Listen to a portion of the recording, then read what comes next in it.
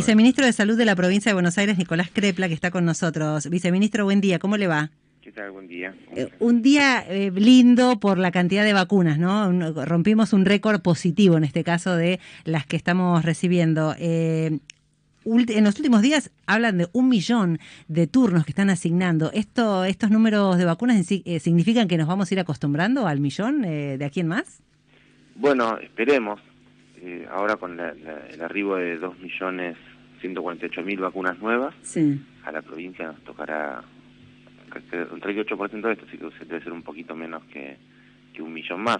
Así que seguiremos a este ritmo, a esta velocidad, que esto es muy importante porque estamos muy próximos de poder inmunizar a toda la población de riesgo, de riesgo, de más riesgo, ¿no? Porque esta enfermedad tiene riesgo todos, ¿no? Pero claro. hay algunos que tienen un riesgo especial, que ya venimos vacunando casi todos, y con este millón de turnos que ya hemos asignado y lo que podemos hacer también durante la próxima semana, van a ser estos 15 días de una gran velocidad.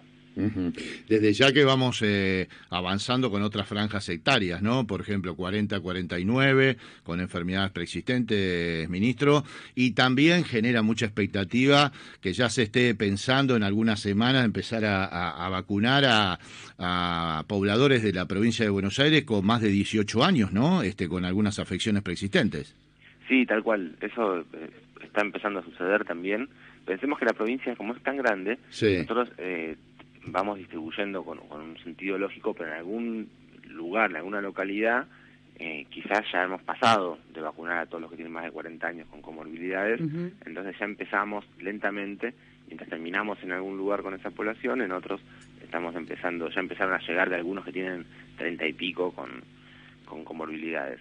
Así que estamos avanzando a mucha velocidad. Nuestra idea es poder terminar lo que nosotros llamamos hito 2, que serían los que tienen más de 60, todos los que tienen más de 60, y los que tienen más de 40 con enfermedades, y las personas gestantes, que eso también es un tema muy importante. Desde ya.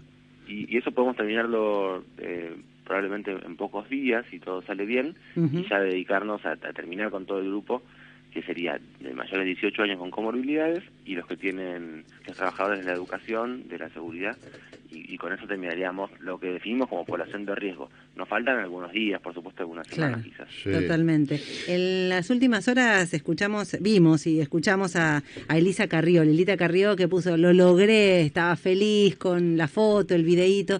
Bueno, más allá que la denuncia por envenenamiento quedó desestimada, pero todos lo recordamos. En definitiva, que estos sectores que defenestraron tanto y rechazaban cualquier tipo de vacuna, que ahora festejen que la están recibiendo, ¿también forma parte de un intento de cambiar la conciencia de quienes todavía quieren oponerse? Sí, yo también creo que en el fondo, más allá de los intentos a veces muy crueles, ¿no? Sí, claro. De politizar todo, porque quizás cuando... Yo conozco ya muchas personas que han perdido la vida porque no se quisieron vacunar, porque desconfiaban, porque seguían a algunos dirigentes políticos. No, lo digo en serio, son muchas personas que me cuentan sus familiares cuando pregunto por qué no se ha vacunado, porque había escuchado a tal dirigente o porque pensaba tal cosa. Y creo que eso es muy cruel, pero que en el fondo todos le tememos un poco a la enfermedad y a la muerte. Entonces cualquiera tiene que celebrar que se pueda vacunar, porque si bien no te permite, no te da garantía de nada, te reduce muchísimo las chances de que esto sea tan difícil como viene siendo. Así que entiendo que esté feliz, porque por supuesto es una bocanada de aire puro. Sí, dos consultas, una que tiene que ver un poco con esta respuesta que daba, ministro, y otra que tiene que ver más con lo político. La primera, a propósito de la gente que no se vacunó, el otro día el gobernador decía que iban a buscar casa por casa a la gente que no se vacunó, o porque no tiene decidido, o porque no se inscribió, o porque se le pasó, o porque no supo. Claro. ¿Cómo venimos con eso? Porque es un número muy importante, gobernador, ministro en la provincia. Sí, la verdad que sí, nosotros tenemos un número teórico de casi 6 millones de personas que tenemos que inmunizar. Digo teórico porque es lo que suponemos que tenemos de personas con riesgo. Pero no tenemos a todos ellos registrados, tenemos menos. Tenemos cerca de 5 millones registrados. Entonces, suponemos que puede haber una buena cantidad de personas que no están inscritas, porque nosotros también planteamos en la provincia, quizás a diferencia de otras jurisdicciones, que todo el mundo se inscriba. Sí. No importa su condición de riesgo. Nosotros con el sistema acomodamos el riesgo y asignamos los turnos en orden. Quizás alguien se inscribe en enero y termina vacunándose varios meses después, pero no importa, lo importante es que tengamos a toda la población inscrita, porque lo que no queremos que nos pase es que nos quede gente de mucho riesgo sin vacunarse porque no se dio cuenta, no supo. Claro. Y lo peor también que a veces sucede es que no esté atento o atenta a poder leerlo, porque bueno, como tiene que ser un turno que llega por... Nosotros enviamos los mensajes por mail, por WhatsApp, hacemos llamadas telefónicas y está la aplicación, pero aún así hay veces que no llega a tiempo. Claro. Ahora, viceministro, también el ministro Goyán confirmó que para las embarazadas, por ejemplo, ahora ya no solamente quienes tienen alguna enfermedad previa, alguna patología, sino que más allá de lo que se indique, tienen el doble chance de pasarla mal. ¿Se suma entonces a todas las embarazadas como esta población prioritaria para vacunar? Sí, completamente. Tenemos un aumento, que son números duros los que estoy diciendo, pero tenemos un aumento de la mortalidad materna. Se han producido varios fallecimientos en situación durante la gestación o en el periparto de mujeres, algunas de ellas, un poco más de cerca del 70% con comorbilidades, pero un porcentaje muy significativo no tenía comorbilidades. Entonces, lo que se ha visto estudiando en el mundo es que hay más del doble de probabilidades de que tenga complicaciones en el parto, así que se constituye una población de riesgo y especialmente muy sensible, así que bueno, anotarse entonces. Ahora aumentó mucho la asignación, se anotaron muchísimas mujeres por suerte estos últimos días, así que esta semana se van a vacunar muchas. Crepla, ¿qué mirada tiene respecto a la campaña que arrecia contra la vacunación a nivel nacional, ¿no? La llegada de vacunas de la oposición? Y hago hincapié en este tema de Pfizer, ¿no? Que cómo el Estado Nacional no firmó contrato con Pfizer, cómo no llegan las vacunas de Pfizer, que en realidad hubo un pedido de coima del otrora ministro de Salud. ¿Qué mirada tiene desde lo sanitario? La consulta es también por qué no llegan vacunas de Pfizer desde su mirada, y por el otro lado la cuestión estrictamente política, ¿no? De una oposición que la verdad avanza a paso redoblado con esa crítica, ¿no? Al Estado Nacional, al Gobierno Nacional. Bueno, a mí me parece que hay una lamentablemente, en parte de la oposición, una ausencia de una agenda política propositiva que permita generar algo de expectativa en otra alternativa, y lo que sí entonces hay es como una especie de política basada en la fake news y en la angustia, y es un momento de mucha angustia. Entonces que le digan al pueblo, podrían haber traído más vacunas si no quisieron. Entonces el que está esperando la vacuna, angustiado, perdió un familiar, dice, ¿cómo no quisieron? Y no es cierto, no pasó eso. Y después, bueno, todos los inventos de ya directamente de acusaciones, desde envenenamiento hasta las acusaciones de corrupción, son simplemente ya canalladas.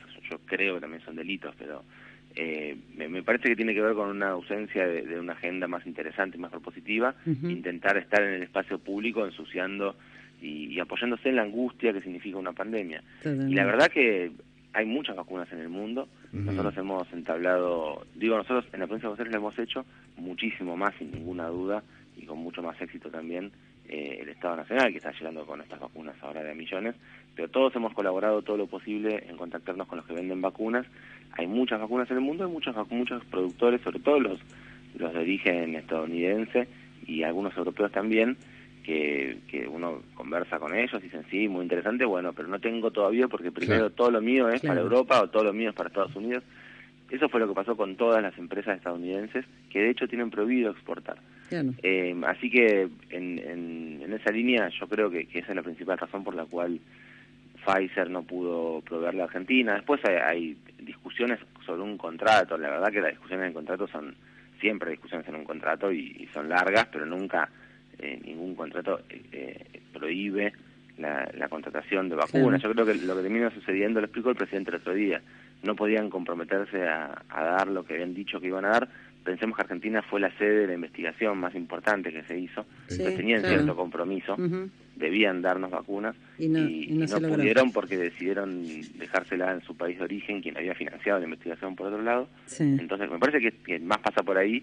Esa es la explicación real. Todo lo otro es politiquería barata. Hablando de politiquería, usted es médico, el ministro Daniel Goyan también, y después del episodio, bueno, Marcelo Tinelli finalmente le pidió disculpas al ministro Goyan, lo hizo públicamente, después de haberlo acusado también, ¿no? Hablando de esos malos intentos por ensuciar a funcionarios, después de ser criticado por lo que se calificó como una fiesta clandestina en televisión. ¿Cómo vivió ese ataque que se dio también al ministro en medio de todo esto, ¿no? De la pandemia, de las campañas, de la utilización política de lo que está pasando? También hay que ser mensurado con todo lo que uno pueda.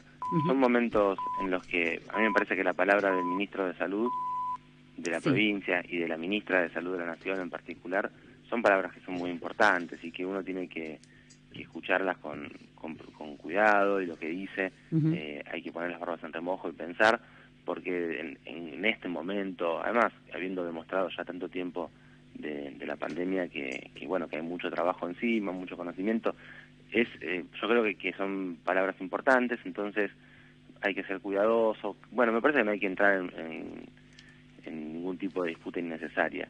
Entiendo que todos estamos, y a veces me parece a mí, yo vivo todo el día haciendo esto, entonces estoy muy sumergido, pero entiendo que quien intenta entretener y divertir tiene que sacarle de la cabeza un poco la angustia de la pandemia a la gente por un ratito. Bueno, hay que ver cómo se puede hacer todas estas cosas sin que sea perjudicial, sin que sea nos haga perder la sensación de cuidado que hay que tener continuamente, pero también es cierto que hay que poder relajar un poquitito para poder bajar las tensiones. Así que es un trabajo que me parece que hay que hacerlo solamente escuchando, con paciencia, sin intentar de cada contrapunto hacer una batalla. Y sobre todo me parece que quienes tienen la responsabilidad de llevar adelante las cosas hay que transmitirles un poquito de respeto y acompañamiento. Viceministro, gracias por este rato, ha sido muy amable. Muchas gracias a ustedes. Un abrazo. Nicolás Crepla, que el viceministro de Salud de la provincia de Buenos Aires, de la provincia